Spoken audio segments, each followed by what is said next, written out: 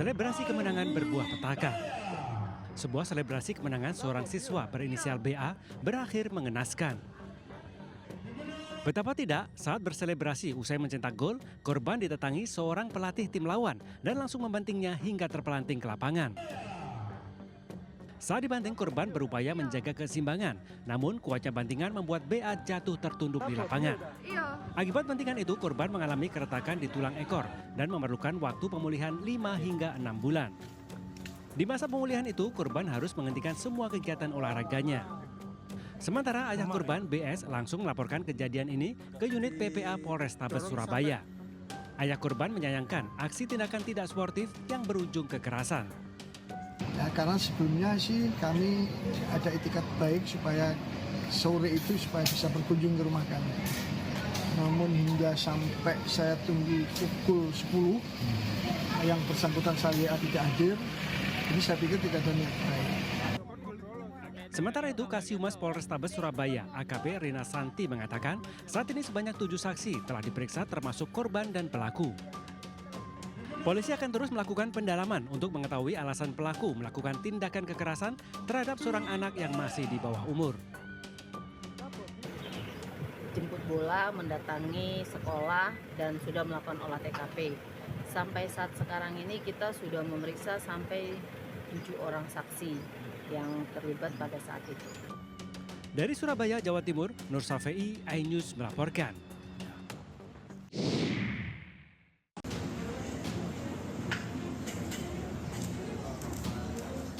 Dua orang pelaku pencurian plat besi kolong tol Papangu, Tanjung Priok, Jakarta Utara, serta 3 orang penadah ditangkap aparat kepolisian Polres Jakarta Utara. 2 pelaku berinisial SW dan ML, sedangkan 3 orang penadah berinisial RT, AK dan wanita Parubaya berinisial M. Dalam ungkap kasus ini, polisi telah menetapkan kelima pelaku sebagai tersangka. Dan 2 orang berperan sebagai pelaku pencurian berinisial RP dan RD masih dalam pengejaran dan sudah ditetapkan dalam daftar pencarian orang atau DPO. Mereka melakukan pencurian plat besi yang melekat di dinding kolong tol Papangu secara bertahap dalam kurun waktu sekitar 1 tahun. Adapun modus dari para pelaku adalah dalam hal ekonomi ya untuk dijual kembali kepada penadah dengan ancaman pidana penjara maksimal 7 tahun penjara. Sedangkan pihak pengelola tol, Joko Sabto, mengungkapkan atas kejadian pencurian itu sebanyak 400 plat besi yang berfungsi untuk menambah kekuatan jalan tol dicuri dengan total kerugian mencapai 1 miliar rupiah. Pastinya bagi langkah berikutnya adalah memang kami akan lebih sering melakukan kegiatan seperti patroli begitu untuk meningkatkan pengawasan dan pastinya kerjasama dengan pihak Polres maupun wilayah. Jadi langkah pertama kami sudah melakukan pemagaran, jadi supaya minimum mempersempit daripada ruang gerak pihak-pihak yang memang tidak bertanggung jawab seperti itu. Kini para tersangka dikenakan pasal berlapis tentang pencurian dan pemberatan dengan ancaman hukuman 7 tahun penjara. Dari Jakarta, Sofyan Firdaus, iNews melaporkan.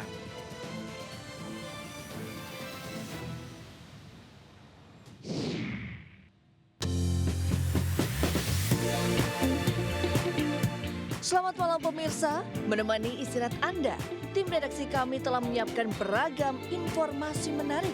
Inilah Buletin iNews Malam selengkapnya.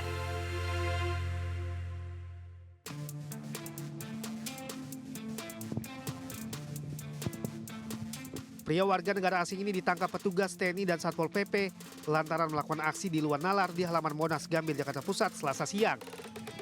WNA tersebut kabarnya nekat berlari tanpa busana dan alas kaki, mulai dari pintu gerbang timur hingga masuk ke dalam Monas.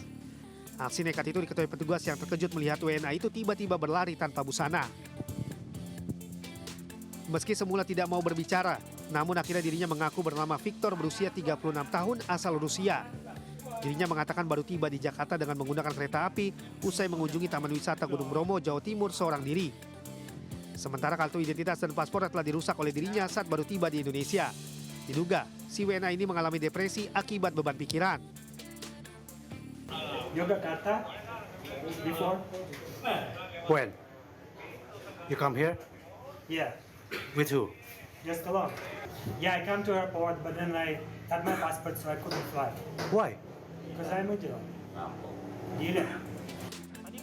Usai diberikan makan dan dimandikan, WNA tersebut kemudian dibawa petugas ke Polres Metro Jakarta Pusat untuk diperiksa lebih lanjut sebelum nantinya diserahkan ke pihak imigrasi Jakarta Pusat. Dari Jakarta Pusat, Rani Sanjaya melaporkan.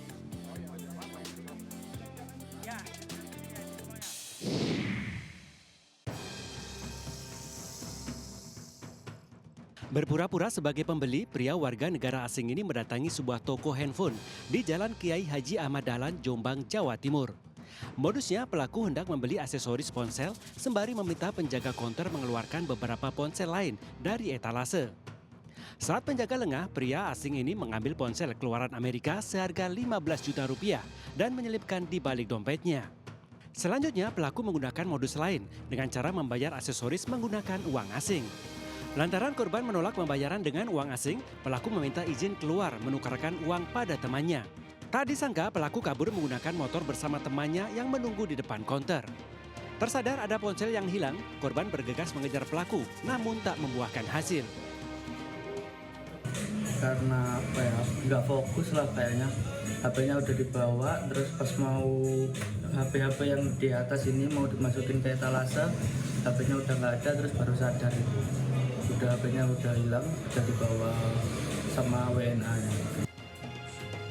Dengan membawa bukti rekaman CCTV, korban melaporkan kasus pencurian ini ke pihak berwajib. Dari Jombang, Jawa Timur, Mukhtar Bagus, iNews melaporkan.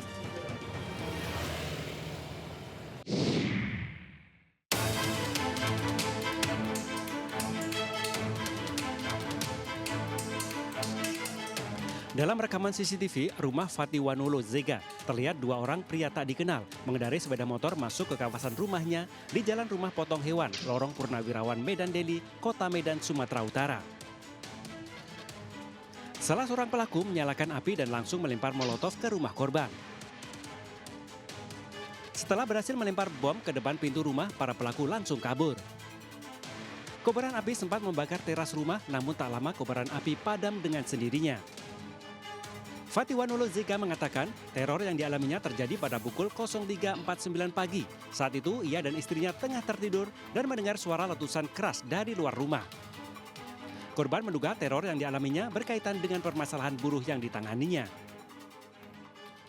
Dan saya sudah adukan ke polisi, hasil CCTV-nya itu tadi saya sudah serahkan ke pihak polisi, kepolisian Sumatera Utara, dengan harapan itu bisa diusut tuntas lah.